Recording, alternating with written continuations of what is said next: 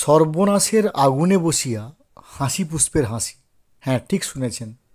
যখন আমাদের 40% ডিএ বাকি, তখন সেখানে তার 10% অর্থাৎ 4% ডিএ ঘোষণা করা হলো।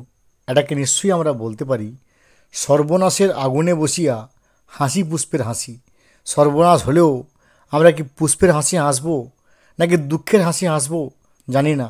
আগামীকাল থেকে সংগ্রাম যৌথ মঞ্চের একটা নতুন আন্দোলন শুরু হবে।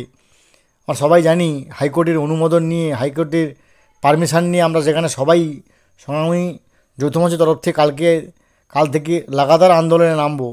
তার আগের দিন এই 4% ডিএ, এটা কিন্তু অত্যন্ত ইঙ্গিতবহ কথা।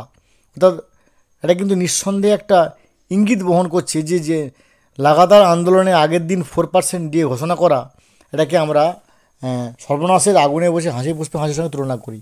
এবং তার সঙ্গে এটাও কিন্তু জুড়ে দেওয়া হয়েছে যে ডিএ বাধ্যতামূলক নয়, এটাও কিন্তু বলে দেওয়া হয়েছে।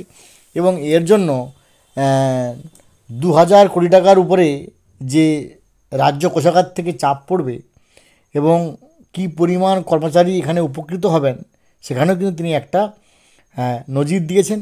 এবং তার সঙ্গে আরেকটা কথা বলেছেন যে আমাদের স্টেট গভর্নমেন্ট এমপ্লয়িরা অত্যন্ত নিষ্ঠার সঙ্গে কাজ করছেন। অন্তত এইটুকু শুনে আনন্দ হলো যে ডিএ দিক বা না দিক, ওটা তো আমাদের সুপ্রিম কোর্ট ঠিক করবে।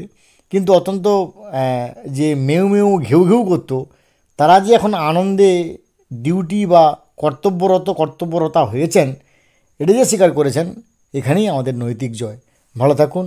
Have a good day. Thanks.